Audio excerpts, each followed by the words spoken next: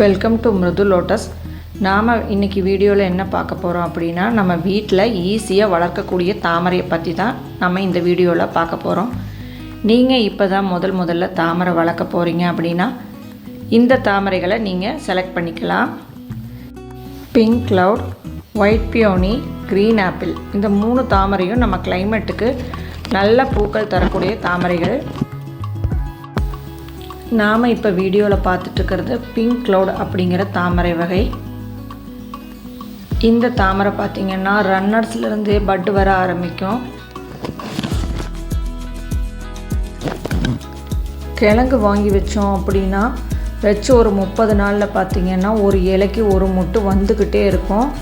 இப்போ நீங்கள் வீடியோவில் பார்த்துட்ருக்கிறது பிங்க் க்ளவுட், தானாக விரிஞ்ச தாமரை.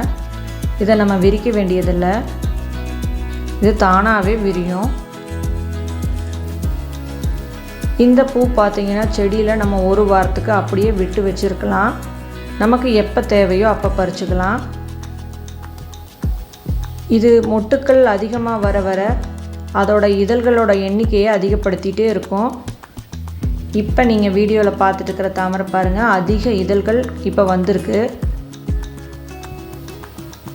இது நல்ல மெச்சூர்டான ஒரு பிளான்ட்டோட பூவு. இது பாருங்கள் எப்படி இருக்குன்ட்டு, நல்லா பெருசாக வெயிட்டாக இருக்கும்.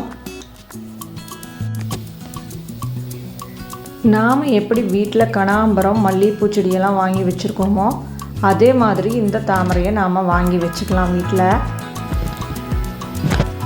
பாருங்கள், டப்லேயே இந்த தாமரை எவ்வளோ நீளமாக வளர்ந்துருக்குது அப்படின்னு.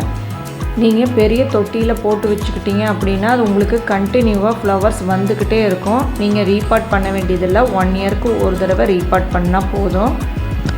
இப்போ நம்ம வீடியோவில் பார்த்துட்டு இருக்கிறது ஒயிட் பியோனி அப்படிங்கிற தாமரை. வீடியோ கொஞ்சம் வெளிச்சம் இல்லாமல் இருக்குது, அதுக்கு காரணம் க்ளவுட்ஸ் வந்துக்கிட்டே இருக்குது, அதனால தான் இப்படி இருக்குது. கொஞ்சம் அட்ஜஸ்ட் பண்ணிக்கோங்க. வெள்ளை தாமரை வேணும் அப்படின்னா இதை நீங்கள் செலக்ட் பண்ணிக்கலாம். இது பியூர் ஒயிட் கலரில் இருக்கும். இப்போ பார்த்துட்ருக்கிறது இந்த தாமரையோட மெச்சூர்டு ப்ளூம், அதாவது 8வது ஃப்ளவர். இந்த செடி நல்லா முத்துனதுக்கப்புறம் இந்த மாதிரி தான் ஃப்ளவர்ஸ் கொடுக்க ஆரம்பிக்கும். இதை பெரிய தொட்டியில் போட்டுட்டிங்க அப்படின்னா உங்களுக்கு கண்டினியூவாக ஃப்ளவர்ஸ் வந்துக்கிட்டே இருக்கும். மார்கழி தவிர்த்து கார்த்திகை மார்கழியில் ஃப்ளவர்ஸ் கொஞ்சம் கம்மியாகும், காரணம் வெயில் இல்லாதனால. பாருங்கள் இது எப்படி இருக்குதுன்னு, எவ்வளோ பெரிய ஃப்ளவர்னு பாருங்கள். பார்க்குறக்கு சின்னதாக இருக்கும், ஆனால் விரிச்சதுக்கப்புறம் பார்த்திங்கன்னா ரொம்ப பெரிய ஃப்ளவராக இருக்கும். இந்த டியூபஸ் உங்களுக்கு வேணும்னா வாட்ஸ்அப்பில் கான்டாக்ட் பண்ணி வாங்கிக்கலாம். அடுத்ததாக நம்ம பார்க்க போகிறது க்ரீன் ஆப்பிள். பாருங்கள், இது டேங்க்கில் இருக்கிறது. இந்த தாமரைக்கு டார்மண்ட் சீசனே கிடையாது, இது கண்டினியூவாக பூத்துக்கிட்டே இருக்கும். அதனால தான் நான் இதை வாட்டர் டேங்க்கில் போட்டு வச்சுருக்கேன். இது ஒவ்வொரு ஃப்ளவருக்கும் பெட்டல்ஸ் கூடிகிட்டே போகும், கம்மியாகாது.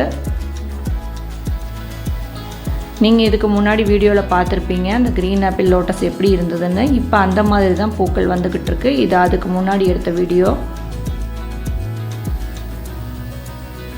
உங்களுக்கு இந்த டியூபஸ் வேணும் அப்படின்னா நீங்கள் வாட்ஸ்அப்பில் கான்டாக்ட் பண்ணி வாங்கிக்கலாம். Professional courier, speed post, DTDC available.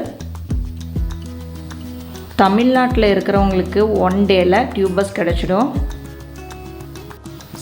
இந்த 3 தாமரையுமே வீட்டில் வளர்க்குறதுக்கு ஏதுவான தாமரை வகைகள்.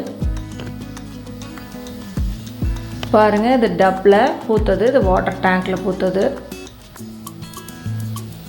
இந்த தாமரை மட்டும்தான் கண்டினியூவாக ஃப்ளவர் கொடுத்துக்கிட்டே இருக்கும். மறுபடியும் அடுத்த வீடியோவில் பார்க்கலாம். நன்றிங்க.